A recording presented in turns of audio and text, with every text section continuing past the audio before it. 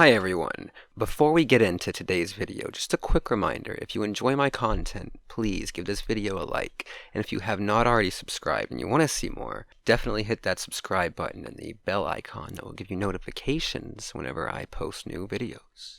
Other than that, I hope you guys enjoy, and thank you so much for being here.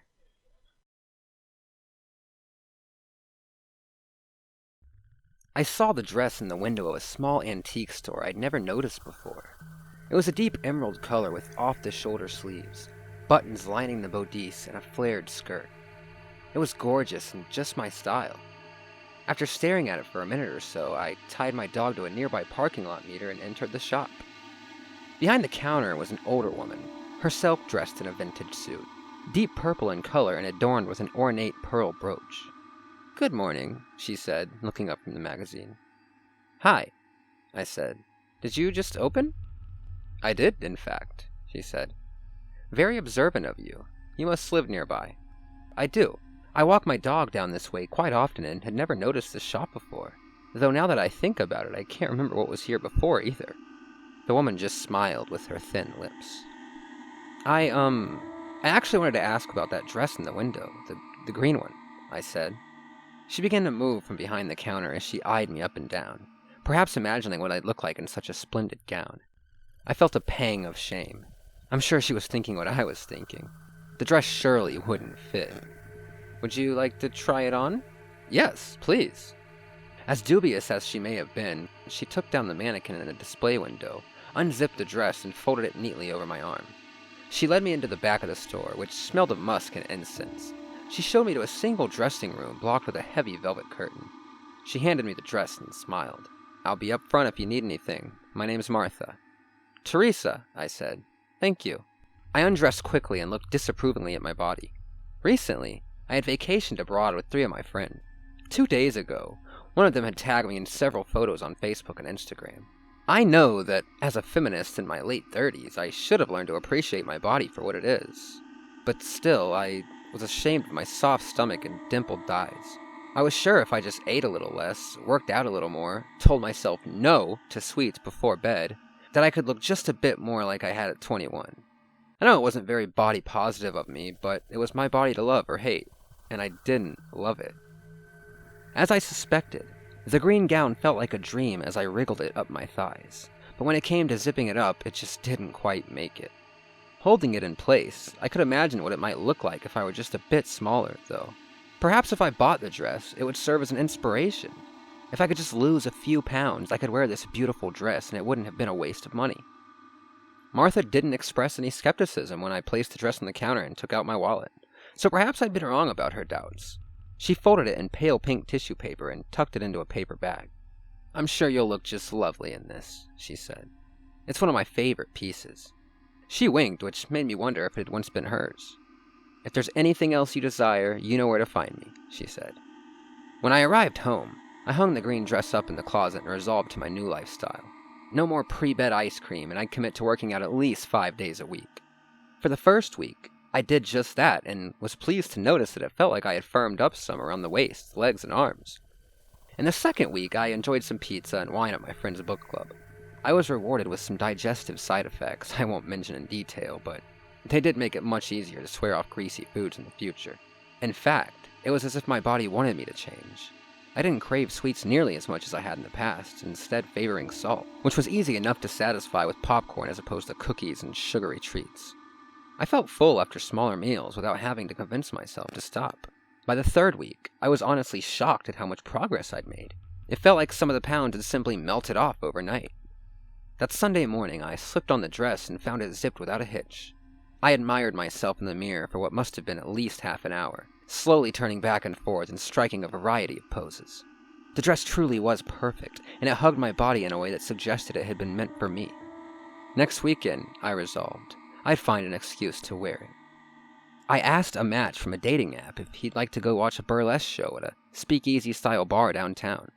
It had a strict dress code, so I figured it would be an appropriate place to wear my vintage dress. He said yes, so on Saturday, I once again took the dress from my closet. This time, though, it felt almost loose. It no longer hugged me in the way it had the week before.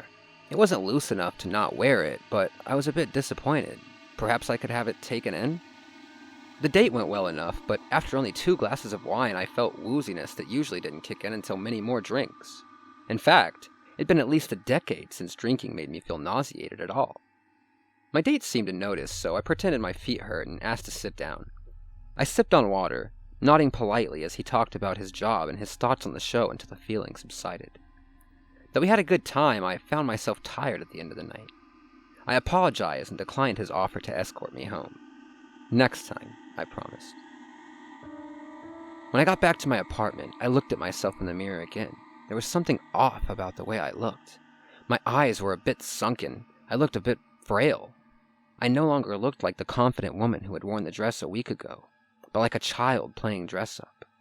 I realized that I didn't like looking at myself this way.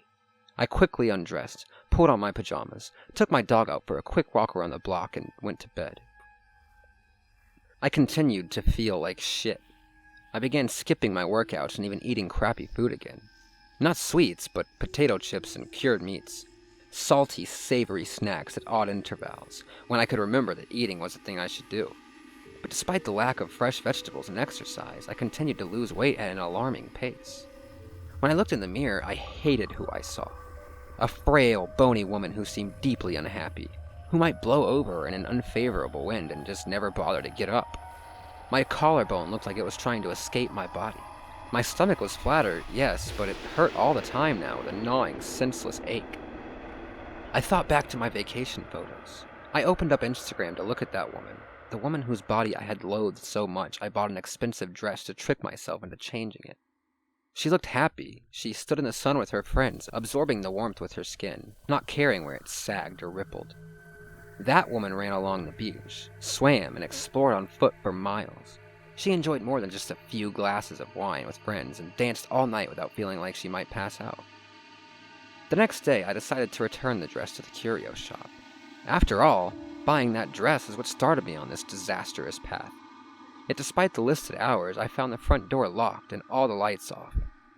In the window was a new dress. This one was a gorgeous cream and navy blue. I opened up Yelp on my phone to see if anyone had said anything about this place closing, but I found no one had mentioned anything about this place at all. Despite sitting here for the last several weeks, at least, there was simply no page for it at all. I tried to peer into the windows, but all I could see was the clutter of furniture and vintage clothing, lining the narrow shop until it was too dark to make out anything else. For the next 3 days, I had the same issue. The shop remained closed to the world while I continued to feel like garbage.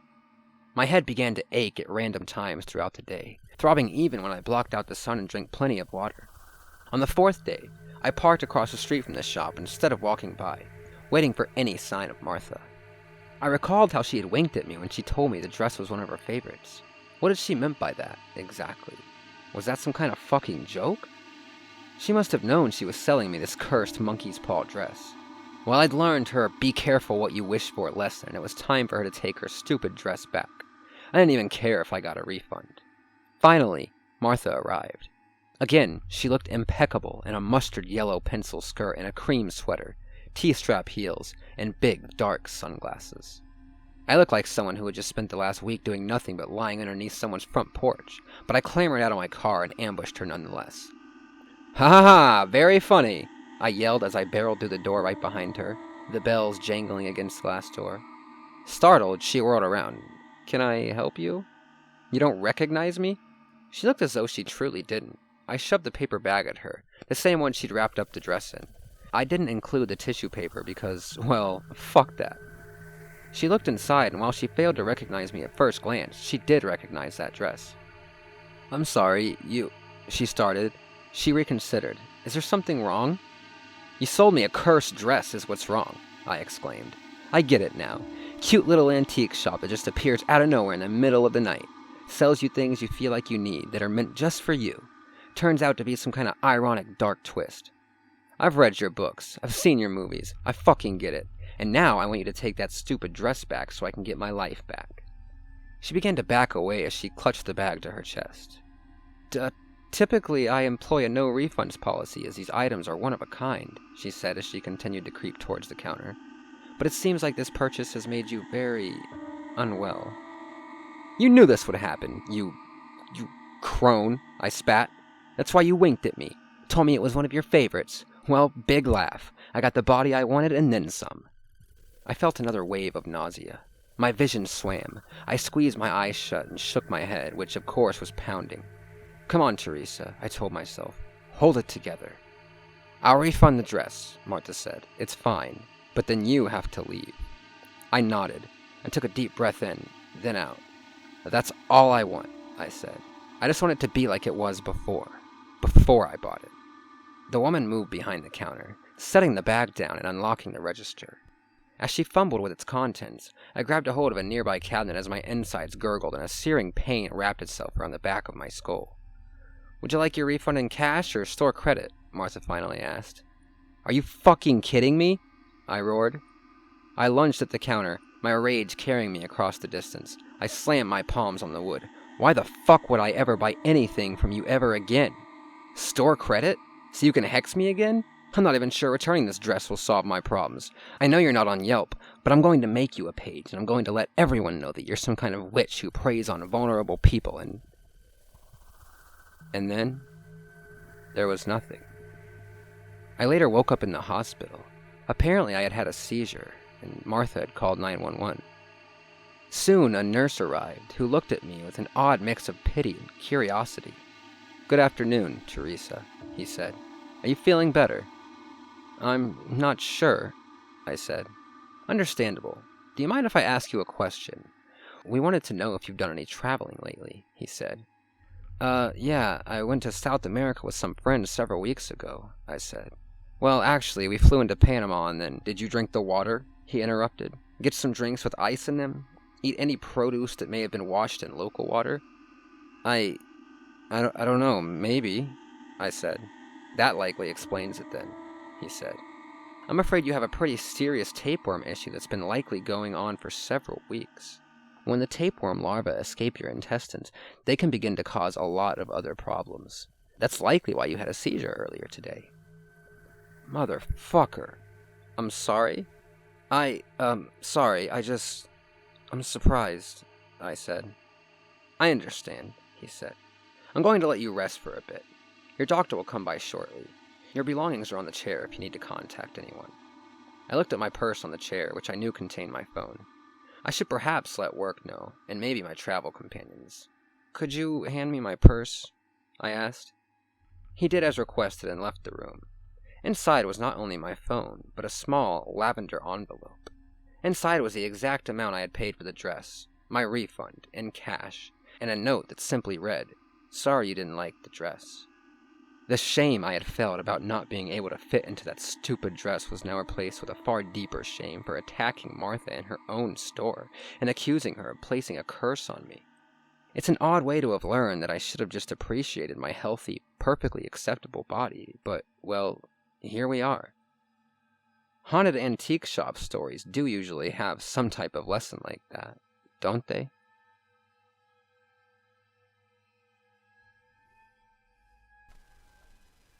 Hey everyone, thank you so much for being here. As always, I very much appreciate you. It's actually taking the time to listen to my stories.